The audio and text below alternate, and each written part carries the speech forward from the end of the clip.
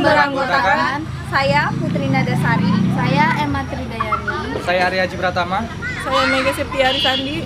Kami ingin menjelaskan konsep dan prosedur akuntansi.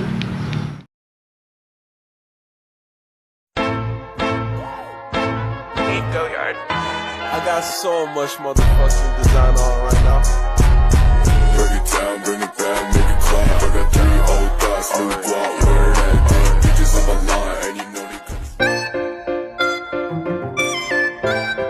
Untuk pengertian konsep dasar akuntansi itu sendiri adalah serangkaian aturan dasar atau landasan, asumsi dan kondisi yang berlaku secara umum. Konsep ini juga dapat menjadi dasar penyusun laporan keuangan dalam bentuk universal dan wajib diterapkan pada setiap bisnis atau perusahaan itu sendiri. Tujuan konsep dasar akuntansi. Yang pertama adalah mempertahankan konsistensi dan keseragaman pada saat menyusun laporan keuangan. Yang kedua, sebagai indikator penting dalam mempersiapkan data-data transaksi dan menyimpan informasi penting terkait transaksi. Untuk yang ketiga, menjadi acuan terkait aturan atau asumsi umum yang harus diaplikasikan oleh entitas bisnis yang bertujuan untuk menghasilkan informasi keuangan yang komprehensif serta dapat dibandingkan satu sama lain. Yang keempat, pemahaman yang matang tentang konsep dasar akuntansi akan membantu perusahaan terhindar dari kesalahan pembuatan catatan keuangan yang dapat menyebabkan banyak kerugian yang berujung kebangkrutan pada perusahaan.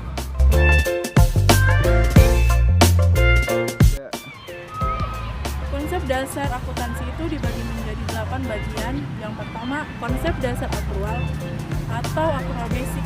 Yang kedua, dasar kas atau kas basic. Yang ketiga, konsep satuan usaha. Yang keempat, kesinambungan atau going konsep. Yang kelima, penetapan beban dan pendapatan atau matching konsep. Yang keenam, harga perolehan atau COS. Yang ketujuh, konsep dasar periode akuntansi. Yang kedelapan, pengukuran nilai uang. Selanjutnya yaitu proses akuntansi. Proses akuntansi yaitu sebuah sistem yang mengukur kegiatan bisnis perusahaan. Kegiatan bisnis tersebut dituangkan dalam bentuk angka-angka yang dimuat dalam bentuk laporan keuangan. Akuntansi menghasilkan laporan-laporan keuangan dan laporan lainnya yang menyajikan transaksi-transaksi bisnis yang dilakukan oleh perusahaan, misalnya pembelian dan penjualan barang dagang, pembayaran utang usaha, dan pembayaran gaji karyawan.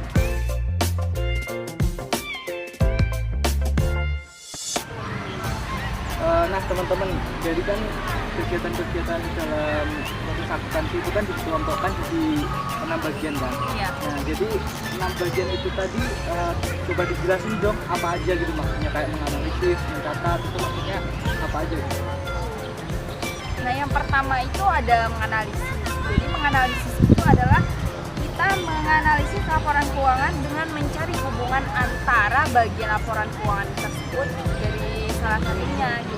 Jadi kayak kita nyari, oh ini bagian keuangannya itu mencakup apa aja gitu. Nanti kita analisis lagi, terus nanti dikelompokkan lagi. Jadi gitu. Kalau yang mencatat itu kan dari kita habis menganalisis itu, nah itu dicatat ke dalam laporan sistem informasi itu di laporan akuntansi tadi. Ini itu mengklasifikasikan. Klasifikasinya itu adalah mengumpulkan seluruh kegiatan, misalnya kayak seperti pembelian kayak gitu, kita mencatat semuanya, terus dijadikan satu kelompok. Yang tadinya itu kan mengikhtisarkan. Kalau mengikhtisarkan itu kalau sepemahaman saya mengelompokkan seluruh kegiatan yang sama dalam satu kelompok gitu kan ya.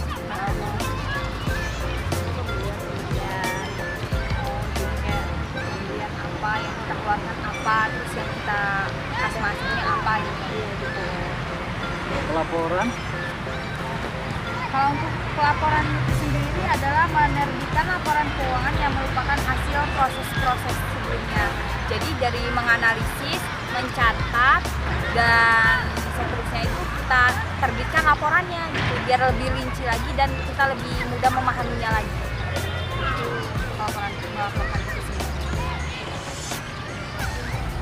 Nah, untuk yang terakhir itu menginterpresentasikan itu adalah melihat kegiatan atau kejadian yang terjadi dan bagaimana dampaknya.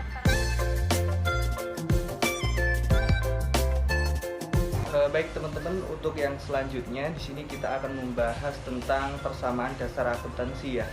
Jadi di sini bisa kita lihat persamaan dasar akuntansi ini dibagi menjadi 3, yaitu ada aset, liabilitas, dan juga modal. Persamaan dasar akuntansi ini juga berlaku persamaan matematika, yaitu aset dikurangi liabilitas akan ketemu modal, dan jika aset dikurangi modal akan ketemu liabilitas. Dan apabila Anda menemui aset sama dengan liabilitas, itu berarti bahwa kekayaan yang dimiliki dari perusahaan tersebut seluruhnya berasal dari pihak ketiga. Dan jika Anda menemukan aset sama dengan modal, itu berarti kekayaan yang dimiliki perusahaan tersebut berasal dari modal dari pemilik itu sendiri. Oke, di sini dari aset, liabilitas, dan juga modal bisa kita simpulkan bahwa aset ini menjelaskan kekayaan dari perusahaan atau hak milik perusahaan. Untuk liabilitas ini menjelaskan hak dari pihak ketiga, dan sedangkan modal menjelaskan hak dari pemilik perusahaan tersebut. Selanjutnya, aset ini dapat berbentuk aset lancar yang terdiri dari kas, piutang, persediaan, dan juga perlengkapan. Ada juga aset tetap yang berupa tanah, kendaraan, atau peralatan, dan bisa juga aset tak berwujud seperti finisais atau hak paten. Untuk liabilitas dibagi menjadi 2, yaitu hutang jangka pendek yang berupa gaji atau hutang usaha, dan ada juga yang jangka panjang, yaitu hutang bank contohnya ya. Sedangkan modal ini nanti akan terpengaruh dari pendapatan dan juga beban serta prive. Untuk pendapatan nantinya akan menambah modal, untuk beban mengurangi modal, dan prive dari pemilik nanti akan mengurangi modal dari pemilik itu sendiri. Berikut adalah contoh transaksinya. Seperti yang teman-teman lihat, di sini saya contohkan pada tanggal 2 Januari X0, Nona Indira menyerahkan uang tunai sebesar 15 juta dan peralatan sebesar 30 juta ke dalam rental komputer yang baru ia dirikan dengan nama IndiraCom. Di sini bisa kita lihat bahwa Nona Indira ini memasukkan kas dan peralatan untuk diserahkan kepada perusahaan. Sehingga di sini perusahaan akan mengklaim penyerahan kas dan peralatan sebagai modal Nona Indira. Demikian juga perusahaan akan menghitung kas dan peralatan yang diberikan oleh Nona Indira, sehingga di sini kasnya bertambah, peralatannya bertambah, dan modal Nona Indira juga bertambah. Perlu teman-teman ingat dan garis bawahi antara sisi kiri yaitu aset dan sisi kanan yaitu liabilitas dan modal, ini nilainya harus selalu seimbang. Karena seimbang saja belum tentu benar, apalagi kalau nggak seimbang ya udah pasti salah. Jadi setiap transaksi ini harus mempengaruhi minimal 2 akun. Oke, untuk yang selanjutnya ini adalah persamaannya. Jadi ini kasnya bertambah 15 juta, peralatannya bertambah 30 juta, dan kemudian ekuitas atau modal dari Nona Indira ini bertambah 45 juta.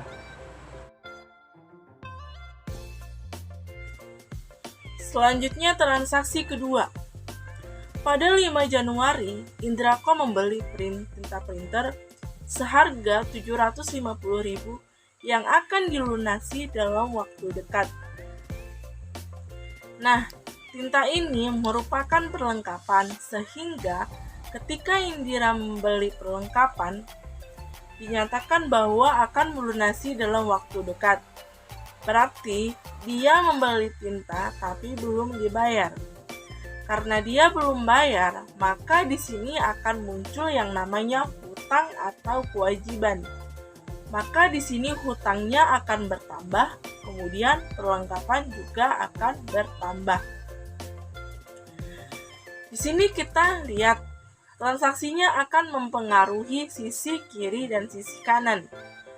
Perlengkapan 750.000, kemudian liabilitas juga bertambah menjadi 750.000. Sehingga pada 5 Januari aset kasnya menjadi 15 juta, perlengkapan menjadi 750.000.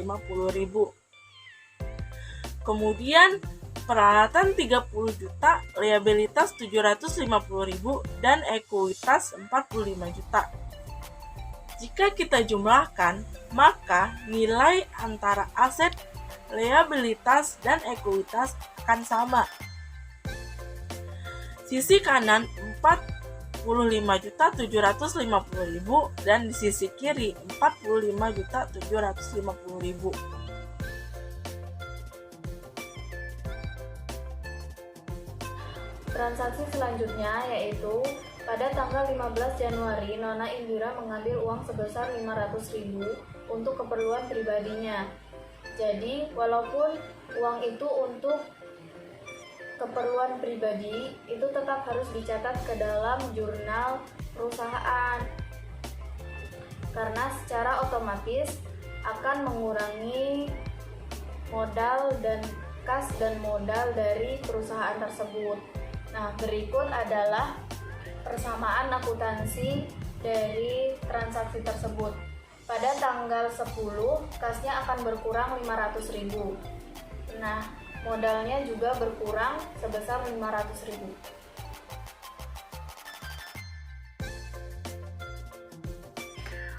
Untuk transaksi yang selanjutnya itu terjadi pada tanggal 25 Januari di mana Indraku membayar utangnya atas pembelian perlengkapan yang terjadi pada tanggal 5 Januari itu sebesar 300.000. Sehingga dapat kita analisis dari transaksi tersebut ialah kas Indraku berkurang sebesar 300.000, begitu pula dengan liabilitasnya. Untuk persamaan akuntansinya sendiri dapat kita lihat bahwa transaksi pada tanggal 25 Januari itu mempengaruhi berkurangnya kas Indrakon sebesar 300.000 dan juga liabilitasnya berkurang 300.000. Sehingga hasil akhirnya adalah jumlah aset itu sama dengan jumlah liabilitas ditambah dengan ekuitas pemilik perusahaan.